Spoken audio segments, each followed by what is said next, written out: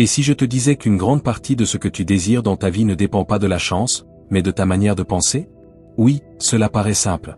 Trop simple, dans un monde obsédé par les formules magiques et les promesses vides. Pourtant, il existe quelque chose qui fonctionne depuis plus de 2000 ans, la philosophie stoïcienne. Les stoïciens ne parlaient pas de manifester des désirs en regardant le plafond et en attendant que l'univers fasse le travail. Ils parlaient de maîtriser ton esprit, tes réactions et tes décisions.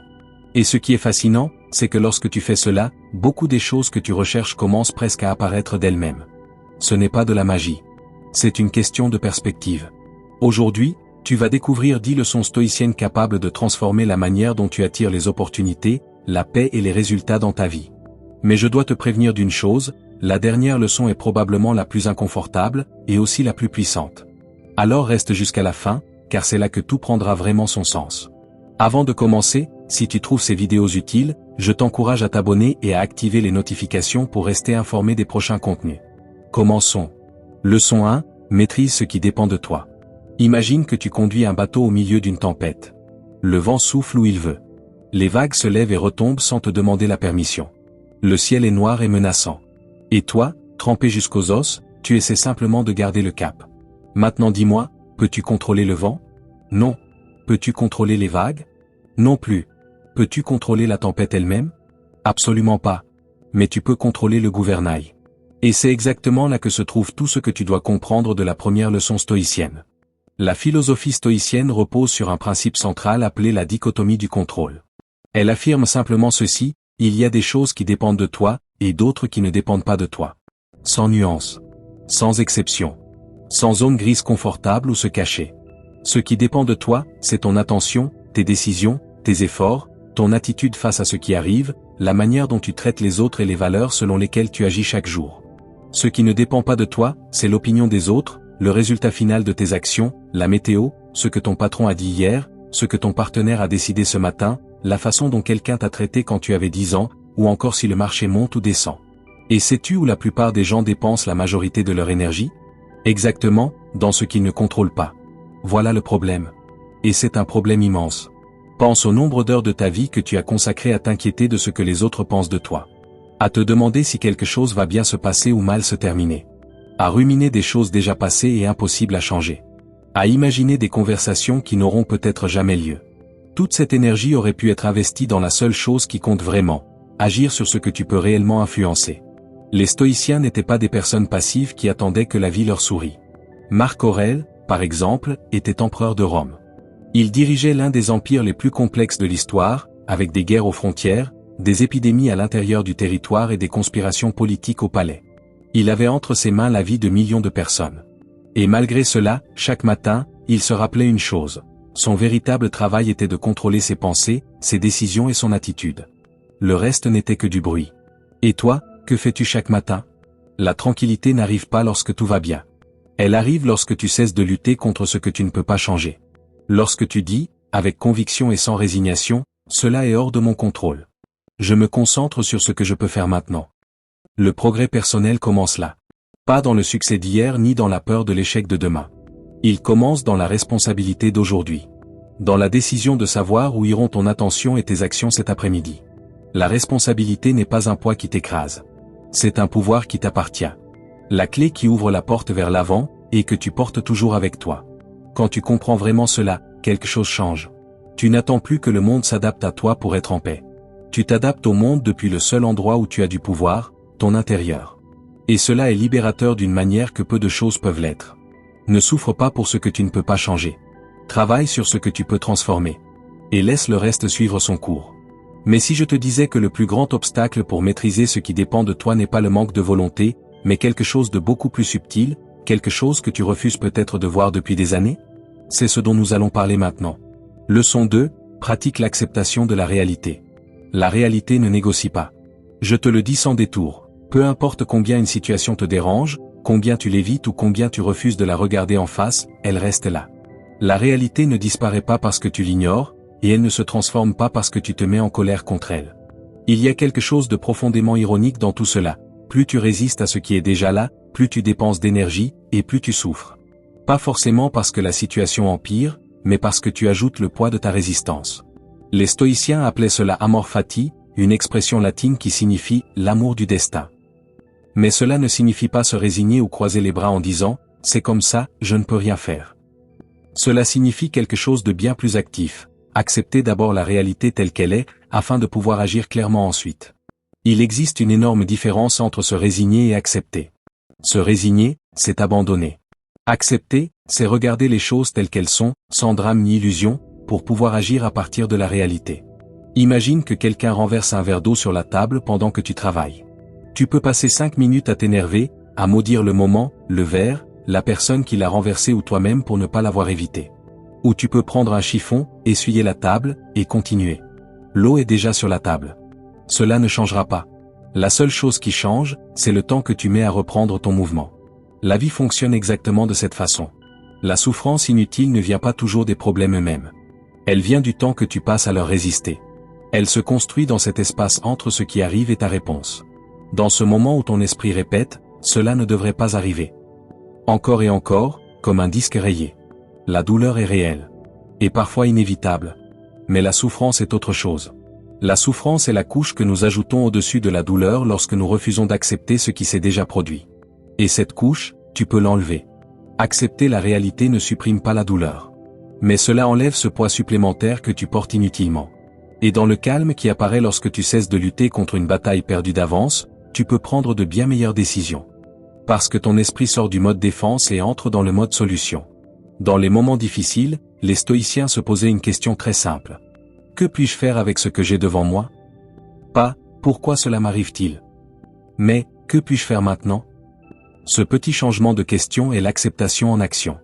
La philosophie stoïcienne ne te demande pas de prétendre que tout va bien quand ce n'est pas le cas. Elle te demande exactement l'inverse, regarder la réalité telle qu'elle est. Sans drame. Sans illusion. Sans le poids de ce que tu penses qu'elle devrait être. Et à partir de là, commencer à avancer. Celui qui accepte la tempête n'est pas celui qui souffre le plus. C'est celui qui trouve le chemin du retour le plus rapidement. Mais si accepter la réalité te semble déjà difficile, attends de découvrir ce qui se passe lorsque tu ne sais pas gérer ce que tu ressens pendant ce processus. Le prochain chapitre pourrait te mettre un peu mal à l'aise, mais il est absolument essentiel. Leçon 3, contrôle tes émotions. Personne ici ne va te dire de ne pas ressentir d'émotions. Ce serait à la fois stupide et cruel. Les émotions font partie de toi. Elles sont des informations précieuses. Des signaux que ton esprit et ton corps t'envoient pour te dire ce qui se passe autour de toi. Le problème n'est pas d'avoir des émotions. Le problème commence lorsque ce sont elles qui te contrôlent. Il y a une énorme différence entre ressentir de la colère et agir sous l'emprise de la colère. Entre ressentir de la peur et laisser la peur écrire le scénario de toutes tes décisions. Les stoïciens avaient compris quelque chose que la neuroscience a mis des siècles à démontrer. Entre le stimulus et la réponse, il existe un espace. Un espace minuscule parfois. Peut-être une seconde seulement. Mais cet espace est réel. Et dans cet espace se trouve ta liberté. Quand quelqu'un te dit quelque chose qui te blesse ou t'énerve, 2 chemins s'ouvrent devant toi. Le premier, réagir. Le second, répondre. Réagir est automatique. C'est l'impulsion immédiate. Répondre est différent. C'est faire une pause, même de 2 secondes, et se demander. Que veux-je vraiment faire ici? Quelle réponse sera utile? Que ferait la personne que je veux devenir? Cette pause change tout. Pense à quelqu'un que tu admires pour son calme. Une personne qui, même dans les moments de tension, reste lucide, réfléchit clairement et agit sans perdre le contrôle. Ce n'est pas qu'elle ne ressent rien. C'est qu'elle a appris à observer ce qu'elle ressent avant de se laisser emporter. Un esprit entraîné n'est pas un esprit qui ne ressent rien. C'est un esprit qui ressent, et qui choisit quand même. Et cela a des conséquences très concrètes. La stabilité émotionnelle ne te fait pas seulement te sentir mieux intérieurement. Elle fait aussi que les autres veulent être près de toi, te faire confiance, travailler avec toi et construire des projets avec toi. Personne ne veut confier ses idées ou ses projets à quelqu'un qui explose au moindre problème. La stabilité émotionnelle attire. C'est aussi simple que cela. Les stoïciens le répétaient avec une grande clarté, tes émotions ne te définissent pas. Tes réponses, oui. Alors commence aujourd'hui. La prochaine fois que quelque chose t'énervera, avant de parler ou d'agir, respire. Compte jusqu'à 3. Et dans cet espace minuscule qui semble insignifiant, décide qui tu veux être. Tu n'y arriveras pas toujours. Personne n'y arrive toujours. Mais chaque fois que tu le fais, ce muscle devient un peu plus fort. Celui qui maîtrise son monde intérieur n'a plus besoin de contrôler quoi que ce soit d'autre. Tout le reste finit par suivre. Ce que tu viens de lire concerne la façon dont tu réponds au monde. Mais ce qui vient ensuite concerne la manière dont tu perçois le monde que tu as déjà. Et il est possible que depuis longtemps tu regardes dans une direction, qui ne te donne pas ce que tu crois chercher. Leçon 4, valorise ce que tu as déjà. Il existe un exercice mental simple. Simple, mais assez inconfortable. Imagine que demain tu perdes quelque chose que tu considères aujourd'hui comme totalement acquis. Pas quelque chose d'abstrait, mais quelque chose de concret. Ta santé actuelle, à laquelle tu ne penses presque jamais parce qu'elle fonctionne. La personne qui est à tes côtés, celle à qui parfois tu ne prêtes même pas attention quand elle parle. Ta capacité de marcher, de parler, de lire ses mots. Le travail qui te semble lourd le lundi matin. Le toit au-dessus de ta tête, auquel tu ne penses même pas à dire merci lorsque tu te couches le soir. Imagine que demain tout cela disparaisse. Que ressens-tu? Maintenant reviens au présent. Tout cela est encore là. Tu ne l'as pas perdu. Tout est avec toi, ici et maintenant, pendant que tu lis ces lignes. Cela existe. Cela fonctionne. Cela est là. C'est cela, la gratitude stoïcienne. Pas la gratitude superficielle qui consiste à dire « merci pour tout » avant de fermer les yeux le soir. Mais une gratitude profonde, presque physique. Reconnaître que beaucoup des choses que tu possèdes aujourd'hui et que tu considères comme normales étaient autrefois des désirs puissants. Des choses que tu voulais, que tu cherchais, dont tu avais besoin. Cette prise de conscience est l'une des plus puissantes qui existent. Ce qui aujourd'hui te semble banal était autrefois un rêve. Le problème, c'est que l'être humain est une machine extraordinaire d'adaptation. Nous obtenons quelque chose que nous désirions ardemment, et en quelques semaines, cela devient normal. Nous cessons de le voir. Nous le considérons comme acquis. Et notre regard se tourne déjà vers ce qui nous manque encore. Vers la prochaine chose qui pourrait nous faire sentir complets. Mais ce moment n'arrive jamais. Car l'esprit humain, sans entraînement, veut toujours plus.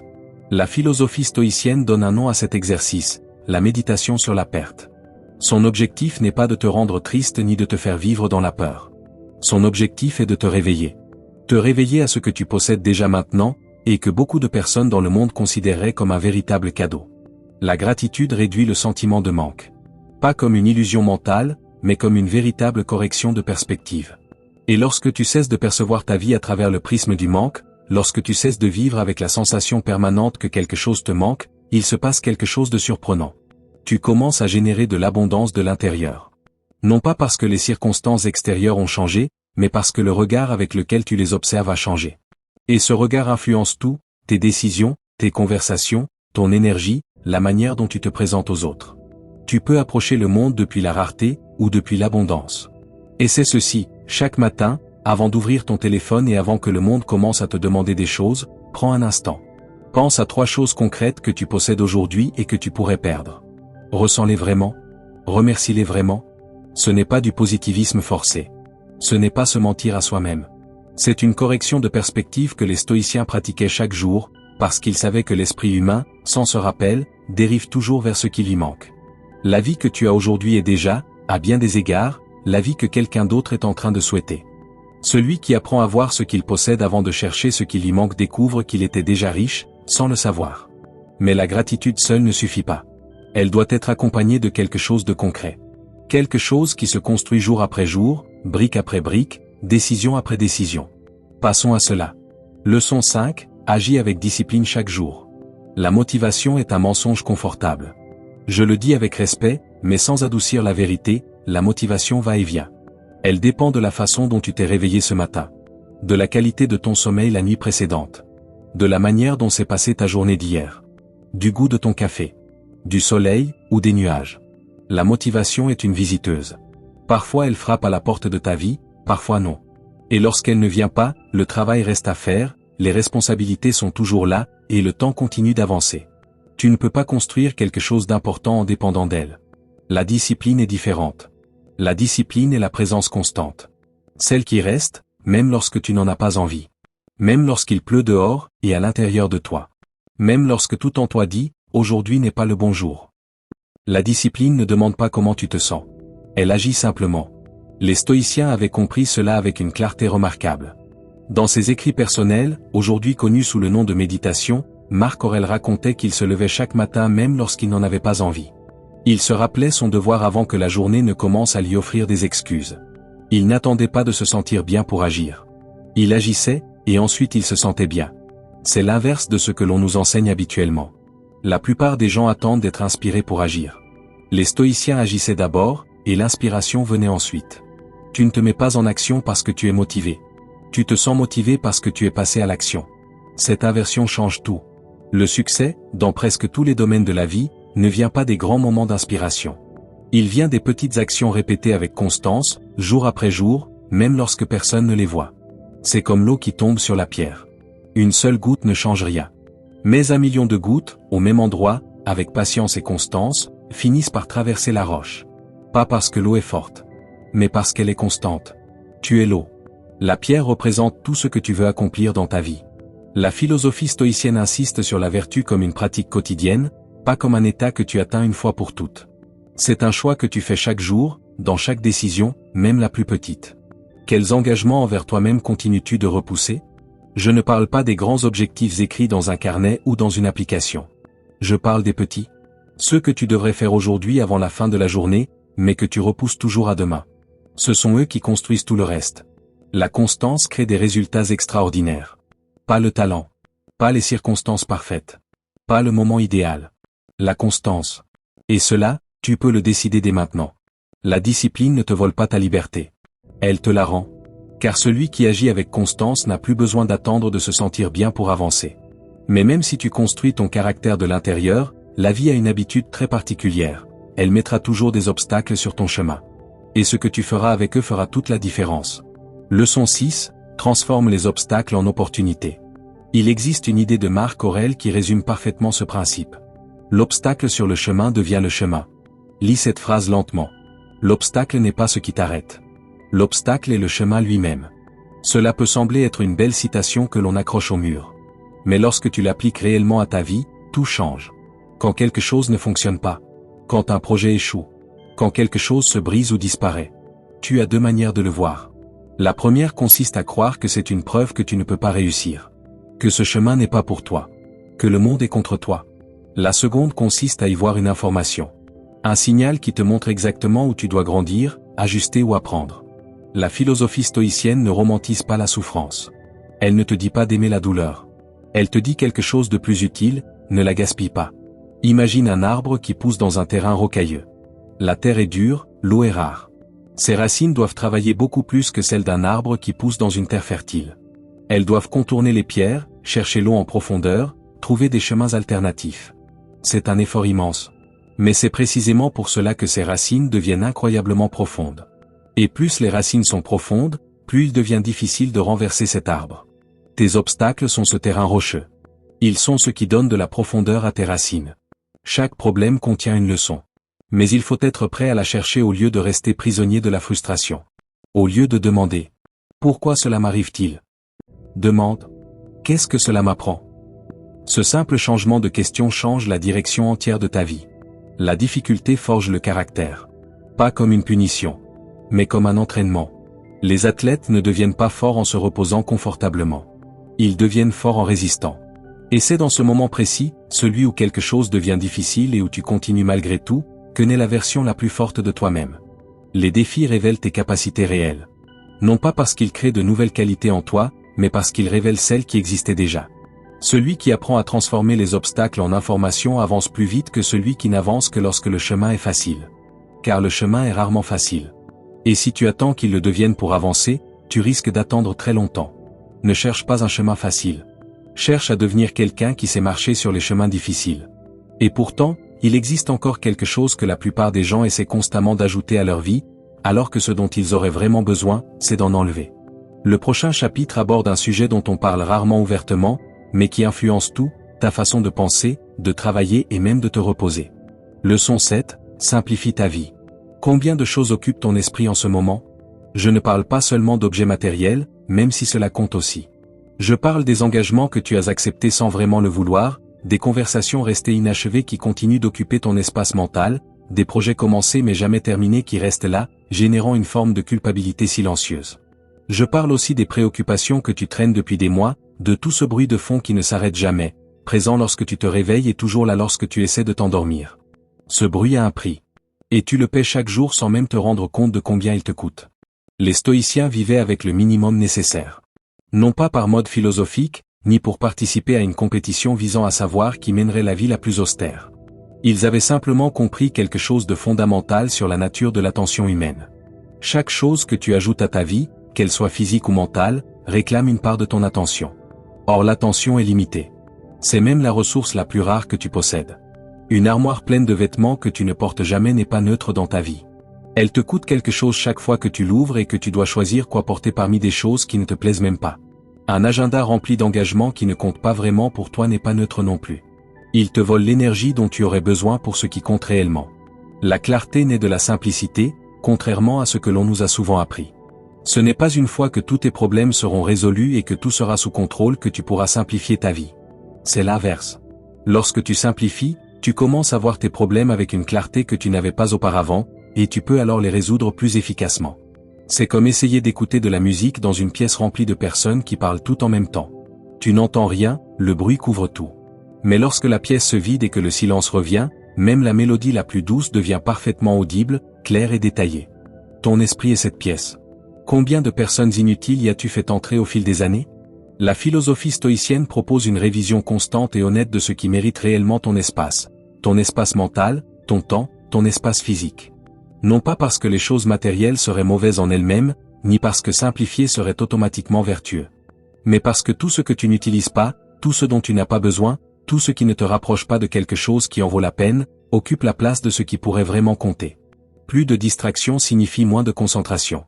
Et moins de concentration signifie que ce qui est vraiment important ne reçoit que les restes de ton énergie, après que tout le reste s'en soit servi. Simplifier ne signifie pas renoncer à la vie que tu veux. Simplifier signifie choisir avec clarté. C'est dire oui avec conviction à ce qui compte, précisément parce que tu as déjà dit non à ce qui ne compte pas. Et ce non préalable donne beaucoup plus de poids, d'énergie et d'intention au oui qui suit. Curieusement, c'est l'une des choses les plus difficiles à faire dans la société actuelle. Car tout le monde se bat pour capter ton attention. Ton téléphone, les réseaux sociaux, la publicité, les informations, les engagements sociaux que tu n'as même pas réellement choisis. Nous vivons dans une culture qui nous dit qu'être occupé signifie être important, et que posséder beaucoup signifie réussir. Les stoïciens diraient exactement le contraire. La véritable liberté ne réside pas dans le fait d'avoir plus, mais dans le fait d'avoir besoin de moins. Celui qui apprend à vivre avec moins ne perd rien. Au contraire, il gagne tout ce qui était caché sous le poids du superflu. Avec tout ce que tu as vu jusqu'ici, tu possèdes déjà les bases de quelque chose qui relie tout le reste. Car dominer ses émotions, accepter ce qui arrive, simplifier sa vie et agir ne servent à rien si tu ne sais pas vers où tu vas. C'est pourquoi vient maintenant l'étape suivante. Leçon 8, vis avec un but. Qui veux-tu être? Pas ce que tu veux posséder. Pas ce que tu veux obtenir. Pas ce que tu veux que les autres pensent de toi. Mais qui veux-tu être? Il existe une énorme différence entre ces questions, et il vaut la peine de s'y arrêter un instant avant d'aller plus loin. La plupart des gens vivent avec des objectifs de résultats, gagner plus d'argent, perdre 10 kilos, obtenir ce travail, cette relation ou cette reconnaissance. Il n'y a rien de mal à vouloir des choses concrètes. Mais lorsque le seul objectif est le résultat extérieur, chaque moment où ce résultat n'apparaît pas ressemble à un échec. Chaque obstacle devient une menace directe pour ton identité, et tout le chemin se transforme en une lutte permanente entre toi et les circonstances. Les stoïciens plaçaient leur attention ailleurs. Ils se concentraient sur le type de personne qu'ils voulaient devenir. Sur les valeurs qui guideraient leurs décisions, grandes ou petites. Sur le caractère qu'ils allaient construire tout au long du chemin, et pas seulement au moment d'atteindre la destination. Car le caractère, et c'est là l'essentiel, ne dépend pas des résultats. Il ne dépend pas du fait que ton entreprise réussisse ou échoue, que ta relation fonctionne ou non, que tu arrives premier ou dernier. Le caractère se révèle dans la manière dont tu te comportes à chaque instant. Dans les choix que tu fais lorsque personne ne te regarde. Dans la façon dont tu traites les autres même lorsque tu n'as rien à gagner. Imagine une boussole. Une boussole ne te dit pas exactement quel chemin suivre. Elle ne promet pas qu'il n'y aura ni bout, ni pierre, ni détour. Elle ne garantit ni distance ni durée. Elle indique simplement le nord. Et grâce à cette direction, tu peux t'orienter même si le paysage autour de toi change complètement. Le but dans la vie est cette boussole. Lorsque tu sais qui tu veux être, prendre des décisions devient beaucoup plus simple. Pas forcément plus facile, mais plus simple. Car tu ne te demandes plus, qu'est-ce qui est le plus avantageux pour moi en ce moment? Tu te demandes plutôt, que ferait la personne que je veux devenir? Et cette question possède une réponse beaucoup plus claire. La philosophie stoïcienne n'était pas un ensemble de règles imposées de l'extérieur qu'il fallait suivre aveuglément. C'était un ensemble de valeurs choisies de l'intérieur, avec liberté et intention. Les stoïciens décidaient comment ils voulaient agir, puis ils agissaient ainsi, indépendamment de ce qui se passait autour d'eux. Le monde pouvait devenir aussi compliqué qu'il le voulait. Leurs valeurs, elles, restaient stables. Les personnes qui ont une direction attirent les opportunités. Non pas parce qu'elles font de la magie, ni parce que l'univers les traite d'une manière spéciale. Mais parce que leurs décisions sont cohérentes. Lorsque tu sais où tu vas, tu commences à reconnaître les portes qui passaient autrefois devant toi sans que tu les vois.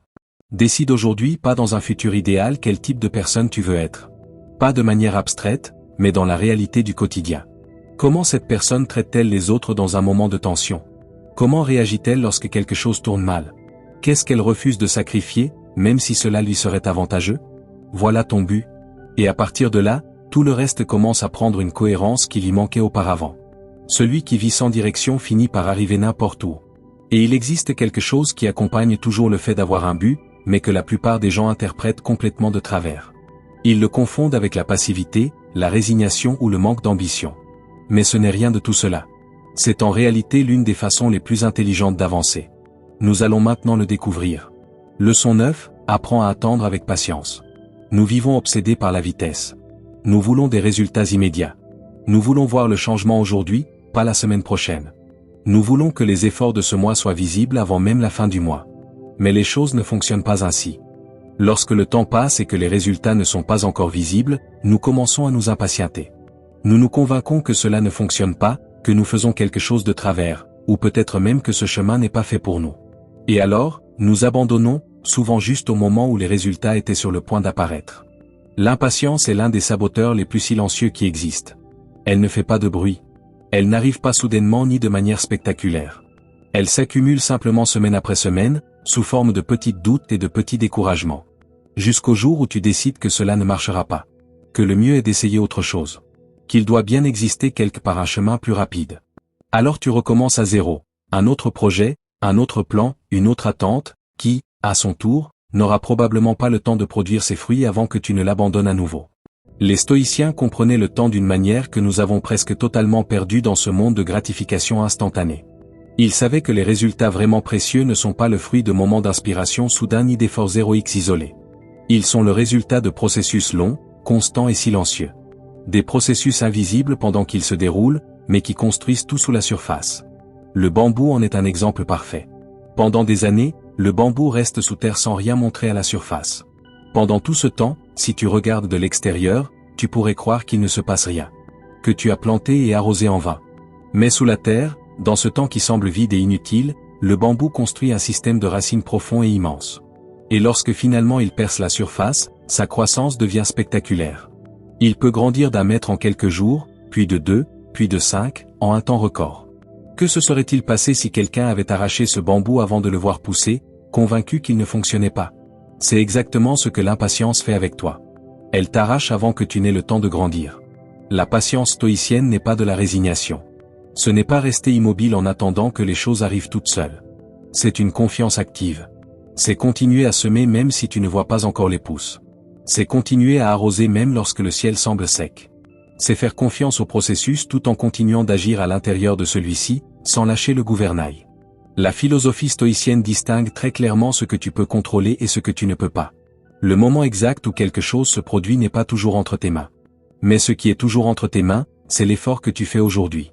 Alors fais ta part. Fais ce qui doit être fait aujourd'hui, ce qui est à ta portée en ce moment même. Et ensuite, relâche consciemment et sans angoisse le besoin que les résultats apparaissent exactement au moment que tu avais décidé. Les résultats précieux demandent du temps. Non pas parce que l'univers serait capricieux ou injuste, mais parce que construire quelque chose de solide, de réel et de durable nécessite toujours plusieurs couches. Et les couches ne se créent pas en un jour. Elles ne peuvent pas non plus être forcées à apparaître avant leur moment.